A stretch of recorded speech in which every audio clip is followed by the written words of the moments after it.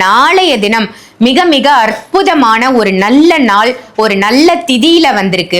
அந்த திதி என்ன, நாளைய தினம் கிடைக்கக்கூடிய அந்த அற்புதமான நாளை நீங்க எப்படி பயன்படுத்தணும், சுய பரிகாரமா நாளை மாலை நீங்க இந்த தீபத்தை ஏத்தணும். அது என்ன தீபம், அதை தான் இன்னைக்கு சாய் பாலாஜி அவர்கள் கிட்ட கேட்டு தெரிஞ்சுக்கிறதுக்காக. நாளை அப்படின்னு பொழுது 18/9/2025 உங்களுக்கு வந்து பாத்தீங்கன்னா வியாழக்கிழமை, குரு நாள், குருவாரம். சேஷனோட நட்சத்திரம் லக்ஷ்மணனோட நட்சத்திரமும் கூட. நாக தோஷத்தினால பாதிக்கப்பட்டவங்க, சர்வ தோஷத்தினால பாதிக்கப்பட்டவங்க, இல்ல இந்த நாகத்தினால வந்து திருமணம் தள்ளி போகுது, குழந்தை பேர் தள்ளி போகுது, எவ்வளவோ பரிகாரம் பண்ணிட்டேன், வாழ்க்கையில நான் வந்து நாகத்துக்கு பண்ணாத விஷயங்கள் கிடையாது அப்படின்னு சொல்றவங்க.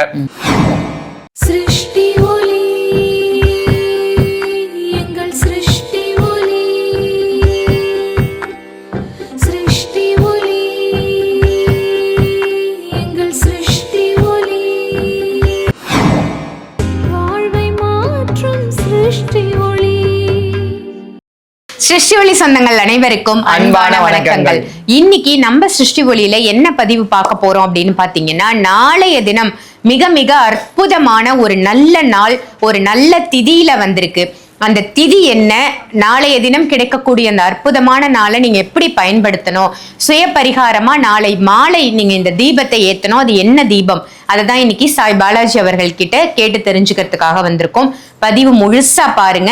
புரட்டாசி மாதம் 2வது நாள் வரக்கூடிய ஒரு அற்புத திதி நேரம், இதை யாருமே தவற விட்டுறாதீங்க. வணக்கம் ஜி.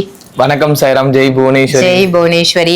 சொல்லுங்க ஜி, நாளைய தினம் என்ன திதி வந்திருக்கு? நீங்க ரொம்ப அழகா நிறைய விஷயங்கள் சொன்னீங்க. ஒரு சிலது மைண்ட்ல இருக்கு, ஒரு சிலது இல்ல.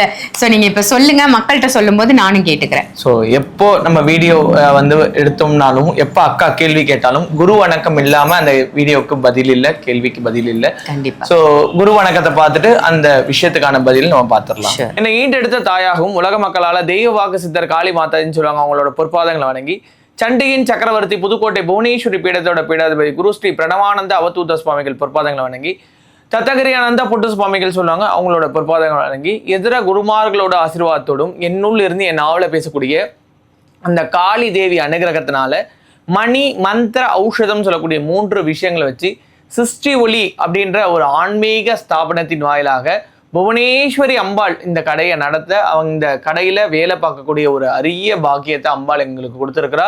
நாளை அப்படின்னு பொழுது 18/9/2025 உங்களுக்கு வந்து பாத்தீங்கன்னா வியாழக்கிழமை, குரு நாள், குருவாரம் அப்படின்னு சொல்லுவோம். இந்த புரட்டாசியோட 2வது நாள், புரட்டாசி மாசம் தொடங்கி 2வது நாள். இப்ப புரட்டாசி மாசம் அப்படின்னு பொழுது விஷ்ணு பகவானுக்கு உரிதான ஒரு நாள்.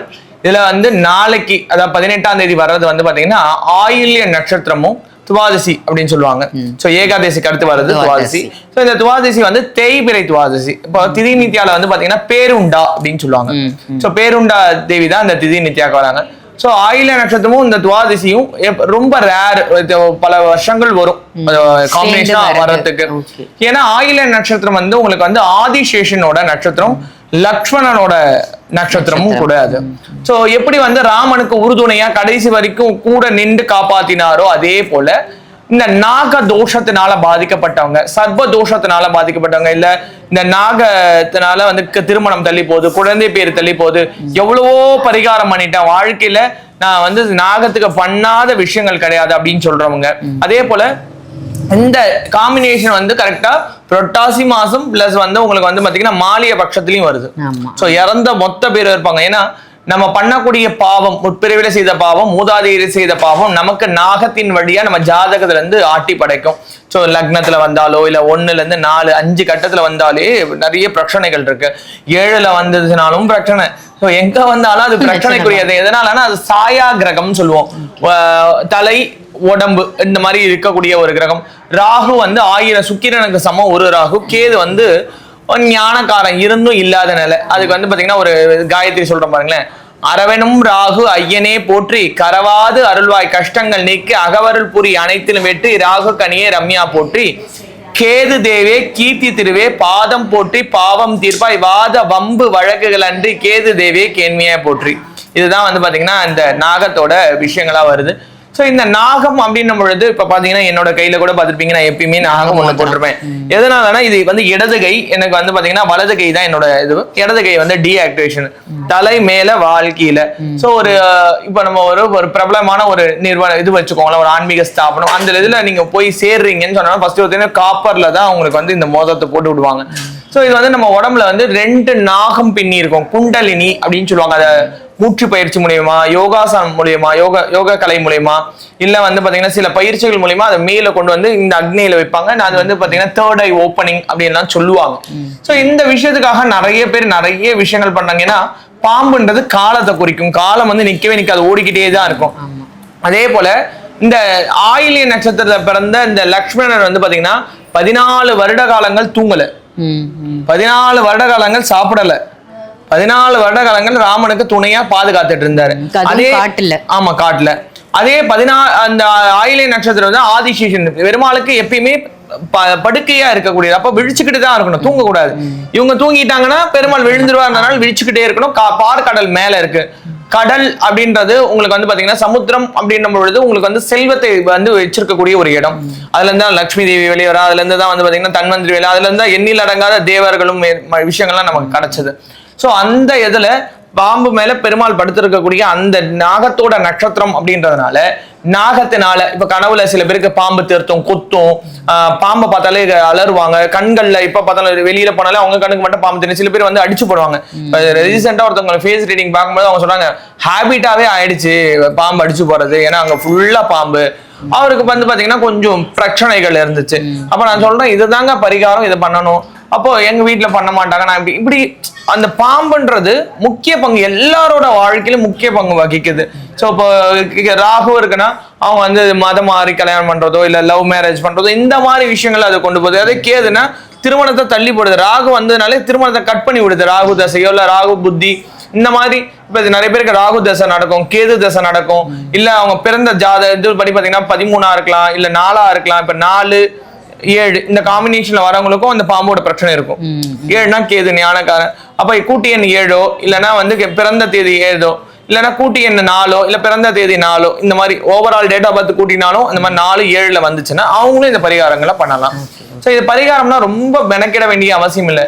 நெய் தீபம் மட்டும் ஏத்தணும் நாளைய தினம். ஆமா நாளைய தினம் அந்த 18ஆம் தேதி உங்களுக்கு வந்து இப்ப 18 நீங்க கூட்டினீங்கன்னா 9 வரும். செவ்வாய் அங்காரகன், நிலம் சார்ந்து, ஏன்னா பாம்பு வந்து நிலத்துலதான் வாழுது. சோ இதுவுமே நிலத்துல வந்து நம்ம வீடு கட்டும் பொழுது அங்க இருக்கக்கூடிய புத்துகளை இடிச்சாலோ இல்ல உங்களுக்கு வந்து மனப்பாம்புனே ஒண்ணு இருக்குக்கா. ஓப்பனா சொல்லணும்னா மனப்பாம்பு, அந்த மனைக்கு ஒரு பாம்பு இருக்கும். சோ இப்பதான் அது எல்லாமே தெரியல, ஏன்னா நகரங்களா வந்து எந்த நேரமும் ஆட்கள் போய் வர்றதுனால அது இருக்கு. சோ நம்ம இது எப்படி நான் இது பண்ணேன்னா, ஒரு இடத்துல வந்து பள்ளம் தோன்றாங்க, அந்த பள்ளத்துக்குள்ள பாம்பு முட்டைகள் அவ்வளவு இருந்துச்சு, ஆனா புத்துக்கிட்டு எதுவுமே இல்லை. அப்ப அந்த பாம்போட முட்டைகளை எடுத்து வெளியில போடுறாங்க.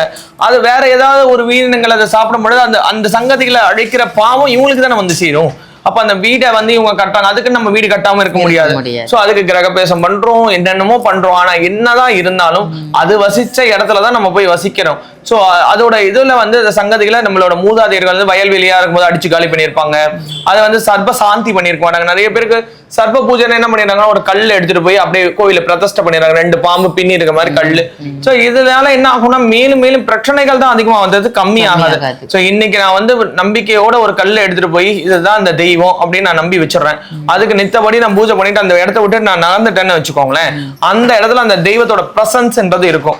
சோ அதே போலதான் கண்ணுக்கு தெரிஞ்ச உயிரினம் வந்து பாம்பு. அந்த பாம்பை வந்து நம்ம இது பண்றோம், ஏன்னா நம்ம வாழ்க்கையில இன்றியமையாதது. காலம் வந்து ஓடிக்கிட்டே இருக்கும், அதை நல்ல காலமா மாத்துறதும் அதை கெட்ட காலத்துல இருந்து தப்பிக்க வைக்கிறதும் அந்த பாம்போட கையில தான் இருக்கு. ஆதி குரு நமக்கு எல்லாத்தையும் டீச் பண்ணது யாருன்னா பாம்பு தான். சோ இச்சாதாரி நாகம் அப்படின்னு இன்னைக்கு கூட நம்ம செவி வழியில கேள்விப்படுறோம், யாரும் பார்த்தது இல்ல. மனிதன் மாதிரியே இருந்து சொல்லி, அப்போ ஒரு மனுஷன் வந்து நமக்கு நல்லா சொல்லி தரான், அவரை வந்து நம்ம வந்து தெய்வமா பாக்குறோம், குருவா பாக்குறோம், நிறைய விஷயங்களா. அந்த மனுஷன் வந்து திடீர்னு பாம்பா மாறினா நம்ம என்ன பண்ணோம், பயப்படுவோம், ஓடுவோம், எப்படியாவது நம்ம கடிக்க வருது அப்படின்னு சொல்லி அடிக்க பார்ப்போம். அது ஏதான் மனுஷன் பண்ணா ஆதியில. சோ அதனால அதோட சாபம் நம்மளோட ஜாதகத்துல வந்து முக்கிய பங்கு வகிக்கிறது. சோ இந்த ஒரு நாள் மணி எத்தனை யுகம் எத்தனை வருஷங்கள் ஆகும்னு நமக்கு தெரியாது, ஏன்னா இறைவனோட அனுகிரகம் இருக்கிறதுனால, நமக்கு குருமார்கள் இருக்கிறதுனால, நமக்கு வந்து பாத்தீங்கன்னா இந்த விஷயங்கள் தெரியாதனால நம்ம டப்புன்னு ஒரு வீடியோவா போடுறோம். இதுவே நம்ம மட்டும் பண்ணிக்கிட்டு இப்போ வாழும் பொழுது நிறைய பேர் பண்ற தவறு இதுதான். அந்த காலத்துல ஒரு குருவுக்கு ஒரு விஷயம் தெரியுதுன்னு சொன்னோம்னா 9 விஷயத்த வந்து பாத்தீங்கன்னா குரு சிஷ்யனுக்கு சொல்லி கொடுத்து ஒரு விஷயத்த மறைச்சிருவாங்க. அது ஓலையில எழுதி வச்சுட்டு அவங்க சித்தி ஆயிடுறாங்கன்னு வச்சுக்கோங்களேன். அந்த சிஷியனுக்கு 9 விஷயம் அவர் என்ன பண்ணாரு, அவர் சிஷியனுக்கு 8, 7, 6 அந்த மாதிரி குறைஞ்சு தெரியாம போயிடுச்சு. இந்த மாதிரி இப்போ இந்த தகவல் வந்து எத்தனை பேருக்கு தெரியும் கேட்டா தெரியாது. நிறைய பேர் வந்து பாத்தீங்கன்னா வாழ்க்கையில கஷ்டத்துல இமோஷன் கிடைக்கிறதுக்கு ஒரு அகல் தீபம் ஏத்தி அந்த நாகத்தை பரிபூரணமா வந்து பிரார்த்தனை பண்ணணும். டைமிங் ஏதாவது இருக்கா இதுக்கு? ஈவினிங்ல ஏத்துனா போதுங்க. அதாவது அந்தி சாயற நேரம் சொல்லணும். சாயங்காலம் 4 மணில இருந்து 6 மணிக்குள்ள சூரியன் மறையிறது, சந்திரன் உதிக்கிற இந்த இடைப்பட்ட காலத்துல ஏத்துனா போதும். எதனாலனா இதுக்குன்னு லீவ் போட்டு இதுக்குன்னு இதெல்லாம் பண்ணணும்னு அவசியம் இல்லை. நம்மளால ஏத்த முடியல, நம்ம வீட்டுல இருக்கிறவங்க ஏத்துனா போதும். அந்த தீபம் எரிஞ்சிட்டு இருக்கும்போது வீட்டுல வேலையை விட்டு வரமா கை கால் முகத்தாலம்னா அந்த தீபத்தை தொட்டு வணங்கி அங்க சந்தனம் அதாவது மஞ்சள் குங்குமம் போட்டு வச்சிருக்கோம், அதை நெத்திய வச்சுக்கணும். அவ்வளவு. மந்திரங்கள் ஏதாவது இது இருக்கு? இப்ப நாகராஜன் இதுதான், ஏன்னா நாகத்துக்குலாம் ராஜன் அவர் தான். ஓம் நமோ நாகராஜாய நம, அவ்வளவுதான். இதை வந்து 18ல இருந்து 108 தடவை வரையும் சொல்லலாம். ஓகே, உங்களால எவ்வளவு முடியுமோ நீங்க சொல்லலாம். நாளைய தினம் வந்து ரொம்ப ரொம்ப ஒரு சிறப்பான நாள். இந்த நாளை யாருமே தவற விட்டுறாதீங்க.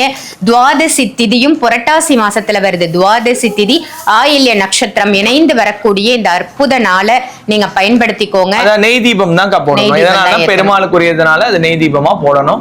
அதுல வந்து தாமரை தண்டு திரி இல்லைன்னா பஞ்சு திரி இதை போடணும். 2 திரியா போடணும். மஞ்சள்ல வச்சுட்டு குங்குமம் வச்சு அந்த 2 திரியும் இருக்கும். ஒரு திரி மஞ்சளா இருக்கும், ஒரு திரி குங்குமம். அது 2 பின்னி அதை வந்து நெய்ல நனைச்சிட்டு போடணும். ஓகே, நெய் தீபம் ரொம்ப ரொம்ப சிம்பிளான ஒரு வழிபாட்டு முறை தான் இன்னைக்கு நமக்கு சாய் பாலாஜி அவர்கள் சொல்லியிருக்காங்க. யாருக்கெல்லாம் இந்த திதி நட்சத்திரம் தெரிஞ்சுக்கணும் அப்படின்னு நினைக்கிறீங்களோ நிச்சயமா இதை தெரிஞ்சுக்கிட்டு இதை பண்ணுங்க. உங்க வீட்டுல ஏதாவது நாகதோஷம் சர்பத்தால் ஏற்பட்ட கோளாறுகள் இருந்தாலும் செய்யலாம். இல்ல எனக்கு எந்த பிரச்சனையுமே இல்லைனாலும் நீங்க தாராளமா இதை செய்யலாம். ஏன்னா நமக்கு தெரிந்தோ தெரியாமலோ நாகருக்கு நம்ம ஏதாவது தவறு இழைத்திருந்தாலும் அந்த பிரச்சனையிலிருந்து நம்ம எளிமையா வெளியில வந்துடலாம். சோ இந்த பதிவை மற்றவங்களுக்கும் ஷேர் பண்ணுங்க. சிருஷ்டி ஒளி இந்த சேனலை சப்ஸ்கிரைப் பண்ணிக்கோங்க.